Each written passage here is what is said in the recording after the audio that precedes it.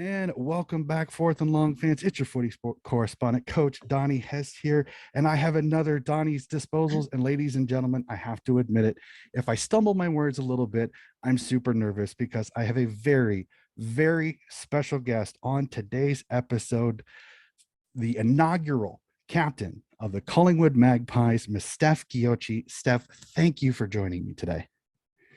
Thank you for having me, and please don't be nervous. We're pretty laid back, folks. So, Well, it's not every day that you get to talk to somebody that anybody that's in the AFLW circle will know the name Steph Chiocci. So, but we will always start these episodes. We all know footy. Everybody that watches these episodes, they love footy, but we don't always know the person a little bit. So I thought just to start off, give me a little bit about who Steph Chiocci is outside of the game of footy. oh, that's a good question. Firstly, I'm from a big Italian family, so Italian heritage. Grandparents came to the country way back in 1950s, I think, and sort of set themselves up here.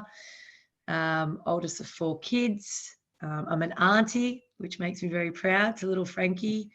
Oh, geez, what do you want to know? That's a very broad question. I'm a mother to Bentley, who's a golden retriever, who's 4, but acts like he's 1.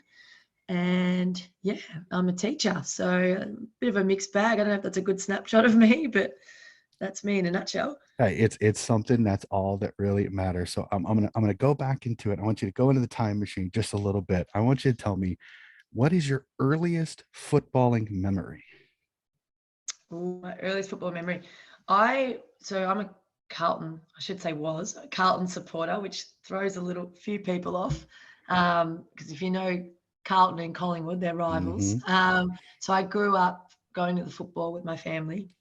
Every week we'd sit in the same spot down at what's now called Icon Park, but back then it was Optus Oval, Princess Park. We sit in the same green seats in the pocket, which is the corner. I'm assuming people know where that is. Mm-hmm. And we get there early and we watch the reserves play and then we watch the seniors play. And I think my first game that I attended, I was 9 months old. So, but I do remember sitting there every week. It was religious. We'd park in the same spot. We'd walk there, watch the game, walk back to the car and then head home and then get home and watch the replay if we won and not watch the game again if we lost. So that's probably my earliest memory of football. Awesome. And as you kind of said, as a Collingwood player, you were a Carlton supporter. When you were Carlton, how did you become a Carlton supporter, and how difficult was it to now be a Collingwood player now? Yeah, pretty difficult. So my nonno, which is granddad, when he migrated to Australia, they actually lived around the Carlton area. And the story is, so he used to say, was he walked down the street and he heard the roar of a crowd. And he was like, oh, I better go watch this game and see who's playing. And it was Carlton versus, I think, Melbourne or something like that. And he thought, I really like the navy, the colour of the strip, because Italy's national colour is blue. Mm-hmm. So he went, okay, I'm going to support Carlton. And yeah, the rest is history. So everyone in my family's Carlton. I've got a couple of uncles that are married in that are Hawthorn and Collingwood, but it's Carlton or nothing basically. And we don't like Collingwood, and Collingwood Carlton have a big fierce rivalry. So much so that, you know, we used to catch the train to the MCG from Mm-hmm. our local area, and you go past Victoria Park, which is Collingwood's home ground, and there's a station right there, and we used to get told by our dad and my granddad to hold our breath and not breathe in the air of Collingwood for that duration. So it was 2 or so minutes. Couldn't breathe in the air of Collingwood. So that's how much we hated them. And then getting drafted to Collingwood was interesting. So I gotta ask, can they wear any Collingwood, or can they only support you? I gotta ask. They do. So mum and dad and the family say they support Collingwood AFLW, but the Carlton men's. So, you know, dad has a polo, mum has a polo. He wears all the badges, like he's a full nuffy now for Collingwood. And obviously we were in the summer. So summer, he says he's Collingwood, and then winter is Carlton, which is going to be flipped on its head now because we're starting soon. But yeah, no, very, very supportive of no matter what team I played for. Awesome. That's fantastic. And it's good to see that they aren't going to take on too much, but that is classic that the old rivalry has split the family for sure. So we'll stay a little bit in the past a little bit. And I love asking this question, especially for you, because what's your favorite part about playing the game of football? Oh, that's a good one. If you'd said local football, it was just the camaraderie and the friendships that you make, and it's a family, really family environment. Grassroots footy is unreal over here, but I think just sharing those really special moments with people who become like your second family, and you spend so much time with them. At the moment we're training 20 hours a week. I see these girls more than I see my family, so, and my close friends outside of footy. So I think just creating those bonds and sharing little moments with them. If you have a hard training session and you get through it, like last night we had a time trial that was sprung on us, and you get through it and you get around each other. And I think that's what makes footy special. Everyone's really supportive and you're trying to achieve the same goal, and you're only as good as the person next to you. So I think just that team, that mateship, and just the memories you create with people. Fantastic. That's great. So we already kind of talked about this, but I want to hear just a little bit more. Let's go back to your draft night. And I know as somebody who was in the inaugural draft, it was probably just a surreal moment for you. What was your first thought that went through your head when you heard your name being called to Collingwood? You know what? There's actually footage of it. I cry, but that's not unusual for me. I'm quite emotional. I was relieved because I represented the Western Bulldogs in what was called the exhibition series. Mm-hmm. So prior to AFLW, they were trying to drum up support and get some interest in our game. And I actually captained the Western Bulldogs, and it was Western Bulldogs versus Melbourne. They were the only two teams. And there was a lot of chatter about me being picked up as their priority pick. So you could actually pre-sign somebody along with two of the stars. I wasn't a star, but a lot of people thought that I'd get picked by the Bulldogs as their priority signing. And unfortunately for me, they didn't pick me. I didn't play very well. I obviously was their captain, but I mean, that doesn't mean much when you're not playing too well. And so I think when I went to the draft, I'd had conversations with numerous clubs in Victoria. And basically Collingwood, the Bulldogs and Carlton all said they'd take me with their second pick if I was there. And I knew that it went Collingwood, Bulldogs, Carlton in the draft order. So obviously there was part of me that was hoping to get to Carlton. But as soon as Collingwood called my name out, I thought, I'm heading to the biggest club in the country. I get a fresh start. It's kind of a funny story because I'm a Carlton supporter, but it was relief. Like I said, I was very emotional, and I was just really excited. Awesome. I love this. I love this next question because I want to hear your answer. When I asked Daisy Bateman this one, I got a team answer. So I really want to hear this one. I'm going to give you a chance to humble brag. What is your biggest accomplishment as a football player? Whew.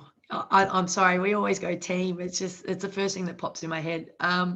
Obviously being involved in the inaugural season and playing in that first ever game is something that I'll probably reflect on personally. It probably won't sink in, until I'm done with my career, just the significance of it. But it has to be probably our first win against the Western Bulldogs. So our first ever win. We lost the first 3 games. And back then it was 6 games a season. So you're pretty much done. You had to finish top 2. So our first ever win, at Whitten Oval against the Bulldogs stands out. But also probably making finals for the first time 2 seasons ago in a COVID-struck season. We obviously lost to North Melbourne. It was a 3-point loss, and then the season got canned anyway. So no one won it, but I think going from sort of being bottom half of the ladder, our culture needed a lot of work. We weren't winning many games of footy. It wasn't the best place to be. I think the turnaround, getting Bree Davey across from Carlton, a new coach, girls wanted to be there, and just the whole shift at the club to then make finals. So that final sort of sticks out for me as well. Awesome. That's absolutely fantastic. And I love that. I love that it's a team thing. And it's kind of the unique thing about the AFLW players that I have talked with is that you're very team oriented. I absolutely love that. So one of the biggest, I think for me, one of the biggest accomplishments for AFLW was the first ever game, Icon Park, Collingwood, Carlton. Take me back to that.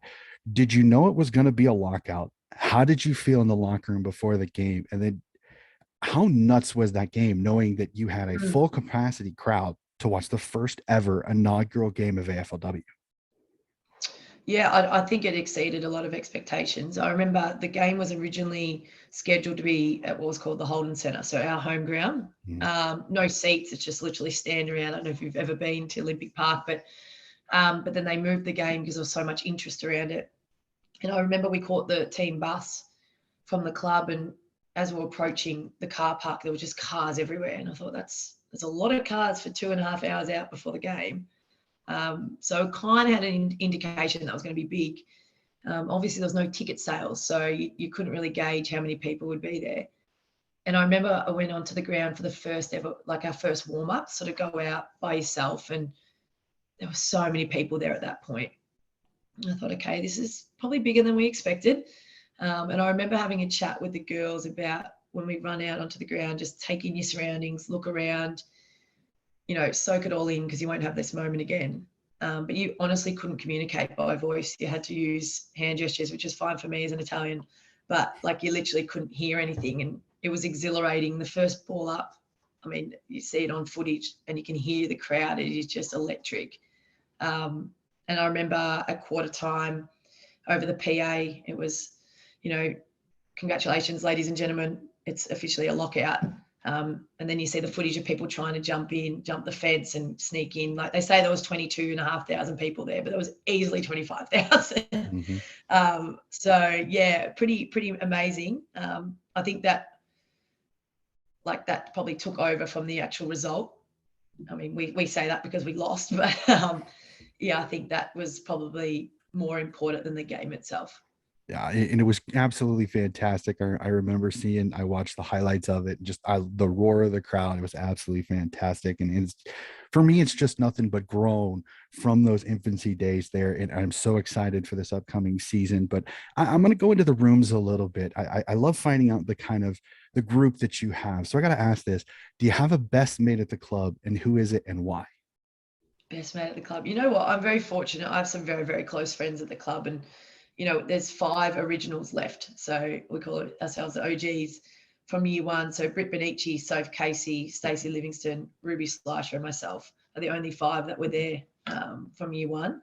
So very close with them naturally, but as the years have progressed, Brianna Davey and I, obviously co-captains, our relationships outside of football is just as strong as it is at football. Erica Fowler and I are very close. Ash Sheridan, Sarah Rowe, our 2 Irish recruits. Like it's really hard to say a best mate.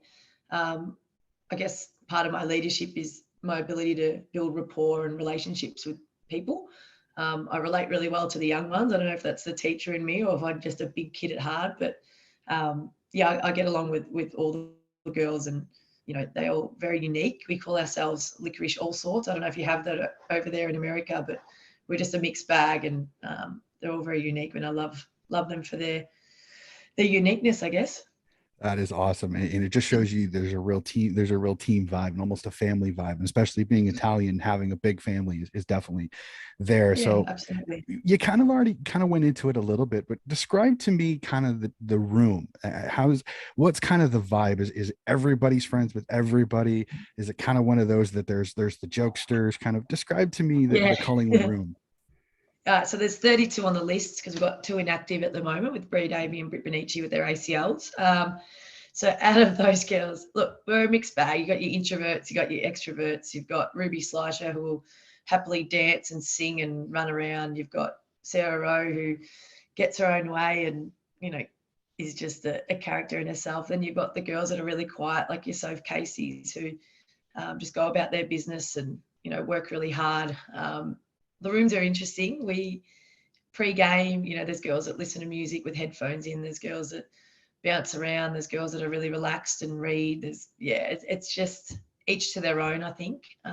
We usually have one room that has music going, so you can kind of do your thing, and another room that's a little bit quieter because everyone prepares differently, especially the introverts. They don't want to be around loud music and things like that. There's some serious girls. There's ones that are a bit more relaxed like me. I dance with the kids. We have a bit of a sing along and, keep relaxed. I think that sort of helps me stay relaxed and helps them, with their nerves. But yeah, just a mixed bag. I mean, there's a documentary actually coming out on August 24 Australian time date on Disney Plus. If you're interested, and it follows 4 teams, and you'll be able to get a look at the inner sanctum and what we sort of get up to. Yeah, unfortunately, if I saw right, I think it's only Disney Plus Australia, which I'm like, no, because I would have totally watched that as soon as it came out. That's very Absolutely, for true. sure, which kind of stinks. But to come see Kansas, maybe I'll find a way to get a hold of it. So I'm sure so you will. yeah, I love this question because again, everybody knows, unfortunately, sadly, the women are not full-time professional. You are paid, but you're not full-time professional. So I'm always interested to see, what is a typical day for you during the season, say a training day? Okay, that's a great question. So I'm very fortunate as a teacher. I've taken leave. I've been able to do that. I've taken leave without pay. So obviously working at a loss, but that gives me time now to prepare. But a typical day, say when I was working, would be getting up, and a lot of the girls work or study. So getting up early enough. I'd have to walk my dog because, got to look after him. Um, do what you got to do, go to work, just say 8:30 till 4, finish off work, get home, quickly change, pack your bag, head to training. Training's always after hours. So a typical training session last season would have been 6 till about 9:30. By the time you eat or recover, stretch, eat, you get home by 10:30, 11, back to bed, repeat. So Mhm. it certainly took a toll on me. That's why I've opted to take time off. But there's some girls that aren't in that position, like Erica Fowler's a paramedic working for Ambulance Victoria, and she just has no leeway. Like today, she's up. She'll be working from 2 to 11 at night, and then tomorrow we've got training. Girls, Jamie Lambert, 3-time Best and Fairest winner, does factory work. Stacey Mhm. Livingston does factory work. It's you got kids that are studying. It's tough, especially now that we're 20 hours a week. It was 12 or 15. Now it's 20. So it's sort of that part-time, but how do you balance a full-time job? There's absolutely no way I could be teaching. I'm meant to be teaching now. There's Mhm. absolutely no way I could be doing it. We'd be too tired. Well, I'll tell you this, and I've told many upon online that the day that you guys can come full time professional and you can focus on this, I hope it comes soon. And I know that there are some that unfortunately will lose to the sport because they do have their professional life that they really want to do. And all power to you. You are fully backed, especially by me. So I send this to you. Please let the girls know we appreciate everything that you guys do. I know it's words, but it's something, and I appreciate everything you Thank you. guys do. So from an American AFLW lover, thank you for everything that you do. I know you guys do No, thank everything, you. and the sport is fantastic. I cannot wait to see the progression of this. So, as an original, you didn't grow up with like some of the new 18-year-old girls that have seen the 7 years prior. So I gotta ask this. Is there somebody that you ever modeled your game after, say a men's player that you used to watch that maybe you kind of modeled Mm. your game after? Yeah, I did actually. Obviously, Carlton, because I watched them very closely. But Cade Simpson, who has only Mhm. recently retired, and he's actually involved in their women's program, but he's only a slight thing, very skinny, had some pace, and he's a left footer. I'm not a left footer, but just watching him off the half back and how he sort of went about it, like, I'm not big in terms of my body size compared to a lot of the other female footballers. So you have to sort of use other attributes, so your outside run and your skills. So I watched him pretty closely. And now it's sort of transition. You look at other players like Caitlin Ashmore, who I play, is a really good friend of mine, but we're opposing wings, and she does some things and I'm like, wow. So tap into that. But yeah, growing up was definitely the men's player. I actually like Andy McKay, whose daughter plays at Carlton, Abby Mhm. McKay, and he was in charge down there for a little bit. He wore number 5, so I watched him as well. But yeah, probably Cade Simpson was the one that I sort of focused on. Good one. Absolutely a solid one, and had a great career there. Absolutely tough as nails player. So I love this one because I know you guys all know each other. There are many of you have crossed paths, both at either state leagues, different things like that. So I got to ask this: toughest opponent you have ever played against? Geez, toughest opponent. Like positional wise, Caitlin Ashmore was very tough to play on. because she likes to get forward and I Mhm. don't like to defend. So she challenges me in that sense. And I think they know that because they try and exploit that. But I have had the pleasure of playing on Erin Phillips before around the stoppages. And clearly she has kilos on me and strength and footy smarts on me. But that was a great experience. But any of the girls that, I mean, so many good players. You know, Emma Carney around the ball. She's quick. She can get it on the inside and the outside. That makes it really challenging. Ali Blackburn. My good friend Katie Lloyds is always fun to play on, but she used to bash me around a little bit. But Mhm. positional wise, probably Caitlin Ashmore, just quick, smart, and can get dangerous forward, which makes it tough for a winger. Yeah, I can completely understand that. A solid player. Hawthorn picked themselves up a really good one there. They So, really did. I gotta be honest here. Is I have a very good friend of mine who lives in New York who plays for the New York Magpies, and she is a big Magpie supporter. And I kind of teased to her that I was talking to a Magpies player, so she wanted to send a couple of questions. So this is Drea Go for it. Casillas. This is one of her questions. From the inaugural season to now, we've seen the league grow strength to strength each year. What advice do you have for young players coming into the competition? And what impresses you the most about some of these new players coming in this drafts and previous drafts? Yeah, great question. I think there's been a clear shift in the type of player that's being drafted. It's no longer your rookies or your cross coders as much because these girls have had a pathway from NAB Auskick, you know, to the youth girls competition to the NAB league. And it certainly shows, like I know Charlotte Taylor, Imogen Evans, who we got from Queensland, Eliza James last year, Tani Brown. I'm trying to think it, you know, these girls have had exposure at a younger age. Like I started playing at 17. Mm-hmm. So, you know, I was just fortunate that I was kicking the ball around with my family. But these girls have had exposure from a young age, you know, how to tackle, how to protect themselves and their skill set. They've been in gyms. You know, I didn't pick up a weight till I was 26, 27 years old, which is strange because it still doesn't look like I've picked up weights, but you know, they've got that information, you know, recovery and things. So I think that's been a major shift. Their footy understanding and knowledge. They're watching the game from a young age, and it's transitioning into their own football. So that's been the major shift. These girls have come into the program and they're really skillful. Charlotte Blair's the other one we drafted. You know, really quick, great skills. Yeah, definitely just basic skills, fundamentals, as we call them. You know, endurance and aerobic capacity and anaerobic capacity comes with age and being in the program. But I think that footy nous and skills are very important. Yeah, 100% agree. I mean, the last 2 years, the number one overall, Charlie Rowbottom, Ellie McKenzie, and then Georgie Prasparkas last year, absolutely fantastic footballers. I think the AFLW is in very, very good hands over these next few seasons, definitely for sure. So we'll go to present a little bit now.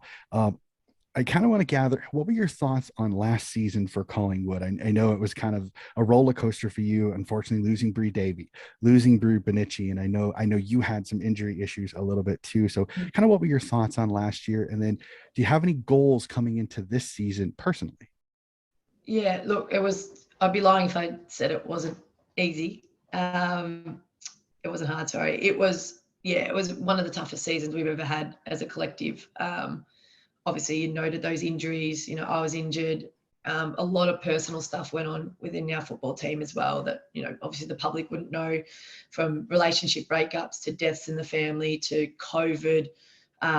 Yeah, to be honest, it was really tough, mentally, physically, and I think it showed. I mean, we made an elimination final, which, you know, if you'd said that halfway through the year, we probably would have been like, okay, we'll take that.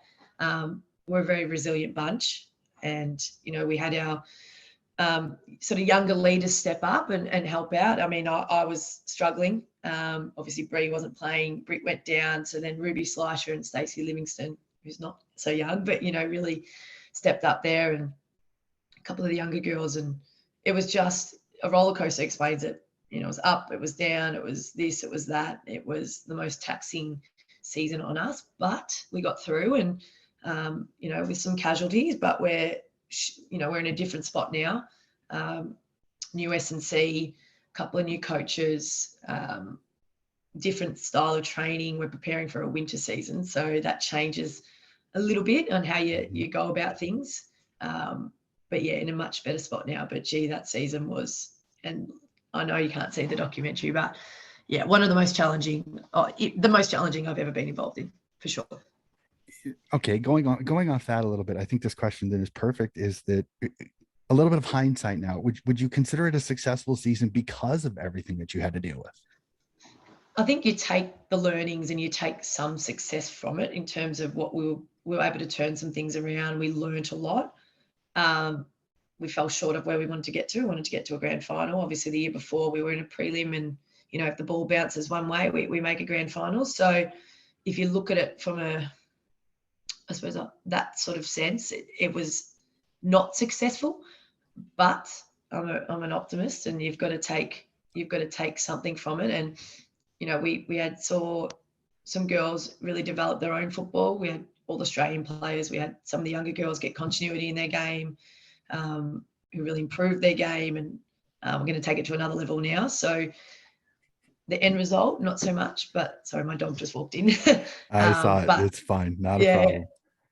end result, not so much. But if you look at the individual growth for the girls, then I guess you could say there was some success. Definitely. Okay. And another Drea question here. And I really love this one. The fact that this is going to be a unique year, this is going to be the second season in 1 year. So how are you preparing physically and mentally for this upcoming year? Yeah, they flagged with us that it would start in August, sort of towards the end of the latter season. So it was, they often do that. They give us a little bit of information, gauge the response, and then they go with it. There he is, Bentley. I'm excited for it. I think being a veteran, it probably helps. I know that sounds weird given my injury, but I think we're prepared. And there's obviously some girls that can't play, which is probably the most disappointing thing. So we'll be without two of our All-Australian midfielders and our co-captain, which isn't ideal. But we regain Jordan Membry, who missed last season with her ACL. We regain Joanna Lynn, who missed with a shoulder injury that she did in the preseason. We had all of maybe 5 or so weeks off, 6 weeks off, and then straight into it. So physically, it's pretty demanding. I know I spent that time rehabbing my Achilles, and I honestly could not have done more for it. Some girls went traveling, kept fit, but now we're back into it. We're in week 6, I'm pretty sure, of preseason, so it's gone pretty quick. And we're just transitioning into another stage now, and then we play practice matches in 3 weeks. So there's no rest for the wicked. Yeah. Well, the other thing though, is if you really think about it, is that most of the teams going into the negotiations wanted to play more games. Well, technically you're getting more games this season. It's just technically 2 seasons, but that's the weird optimistic way to look at it. So I jumped to this one. I'm very excited here. 4 new expansion teams hop into the AFLW. All 18 clubs now have a team. So from your point, being here at the start when it all started, the few teams that were there to now 18 teams, how do you think this season's going to go with veterans moving teams and now 18 clubs? I know you don't play everybody, unfortunately. It's still one of the parts that I don't like, but unfortunately, you got to take the bad with the good. Kind of, what do you think this year's going to be like now having 18 clubs in the league? Yeah, it's going to be interesting. I think you don't really know what to expect. Everyone's sort of running around in preseason thinking that they're going to, win the league. So I think it's great for the game. If you can't really judge a list just on paper. It's really hard. We'll know more after the practice matches, but look, it's great for the game. Everyone's being represented. Naturally, there'll be some teams that are stronger than others. We try and have parity, and we try and equalize the competition, but it's just not feasible. It doesn't work that way. So I think there'll be some competitive games, but my gut's probably telling me there'll be some games that are a bit of a blowout. And that's okay. The inaugural teams obviously have been established for 6 seasons, and you got the new ones that are going to be 3 or 4 months. Like it's a big difference. But I've no doubt they'll be competitive. But yeah, I'm very interested to see how it pans out in the top 6. And like you said, we only play 9 other teams, so you're missing out on a few. Yeah, just a little. And I think finals go to 8 this year. I think with the new change, Oh, the then you finals probably know more than I do. Yeah, that makes sense. you gotta. I try to keep track as much as I can. The one thing that sometimes is fun is that news breaks over there sometimes, and I'm dead asleep. It's like 2 a.m. So I can't tell you how many times I've woken up to 5 or 6 messages from Australian friends going, "Oh my gosh, Donnie, did you see this?" So it's one of those. I try to keep track as much as possible. I have the AFLW app, so I keep track of any breaking stories there. The AFL, I look at the AFL app probably at least 3 or 4 times a day. So I try to keep up as much as possible. So I'm pretty sure it's 8 this year with the 18 Yeah, it'd be sides. 8. It'd be top 8. So That makes sense with 18. and you get the extra week of finals that you guys the ladies negotiated in the new collective bargaining, which I think was fantastic for you guys, because it gives you another week of finals, which is fantastic. So we're kind of winding down, and I want to have a little fun. I love ending mine with asking some fun, kind of interesting questions. So I'm gonna do something really interesting here.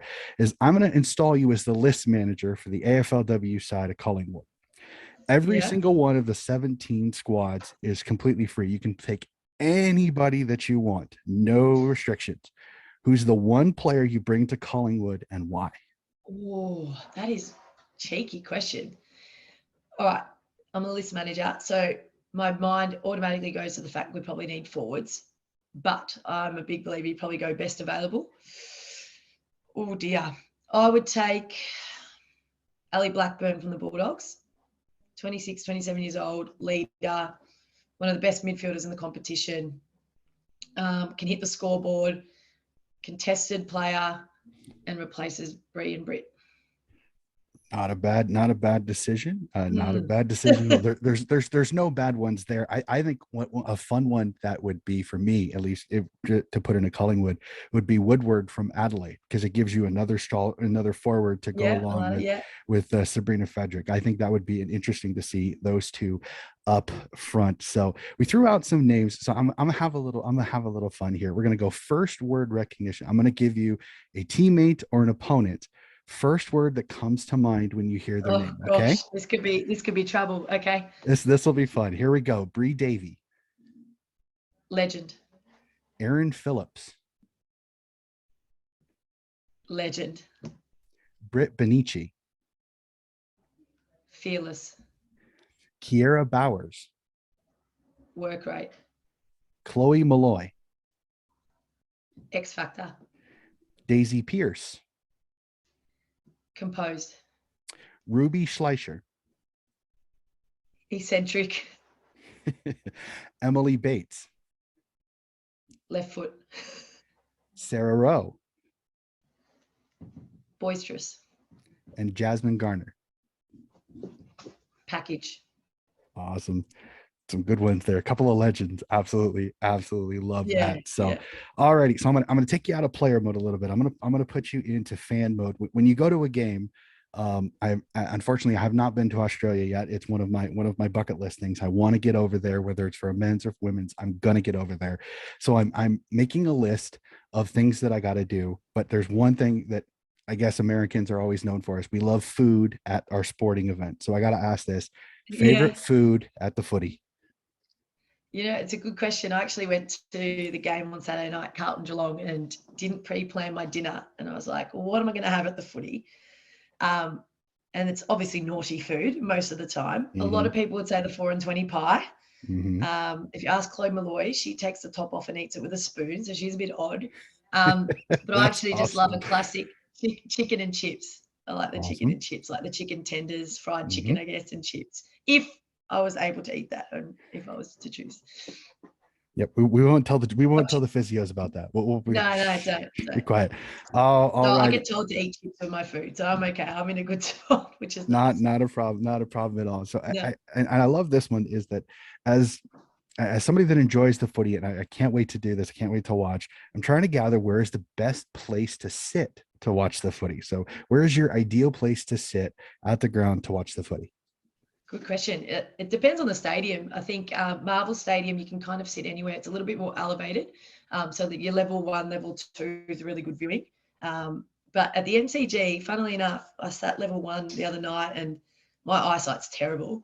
I actually really like what we call the nosebleeds, which is level 4, because it's so high up, the altitude is your nosebleed. Level 4 on the wing. So you can see left and right, and you can see the whole ground. That's probably where I'd choose to sit. Fantastic, fantastic. I'm going to throw this one in. This wasn't in my original one, but I have to ask this as an American.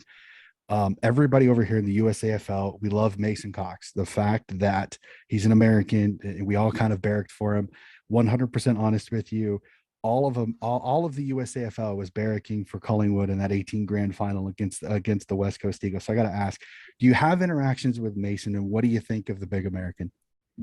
Yeah, we do actually. I actually sat with him last week at a AFLPA meeting. He's a representative for the men's team, and I'm obviously representing the girls team, women's team. So, yeah, he's definitely he's imposing. Like I do remember where the pool is, you've got some outdoor showers just to rinse.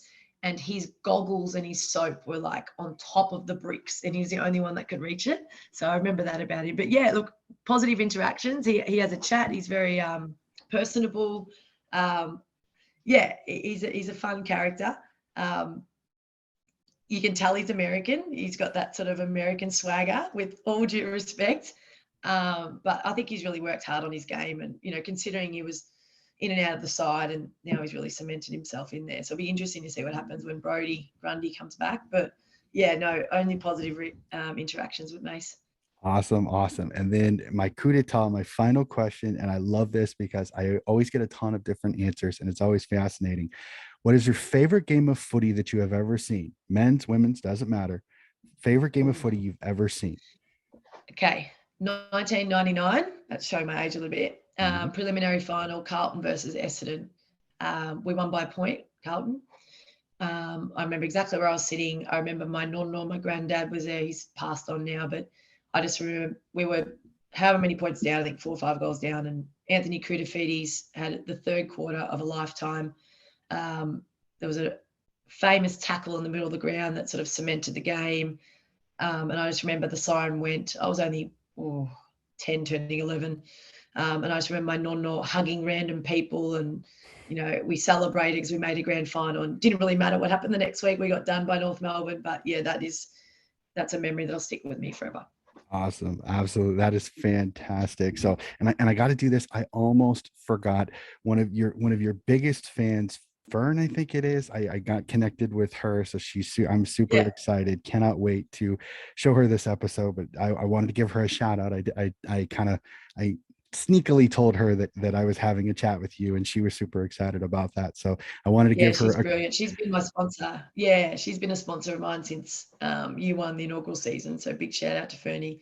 Really appreciate what she does. yeah, fantastic. Absolutely fantastic. Well, Steph, that is such an awesome conversation. I truly appreciate you coming on here.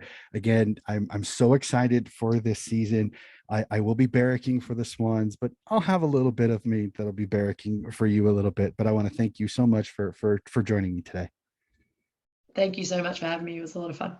Absolutely. Ladies and gentlemen, this has been another episode of Donnie's Disposals. Keep an eye out. AFLW is coming closer and closer. We should have a season preview out just before the season gets started. And as always, round reviews for this season. Again, Steph, thank you very much for joining me. No worries. See you later. Have a good one. And that will be our episode. We will see you again next week.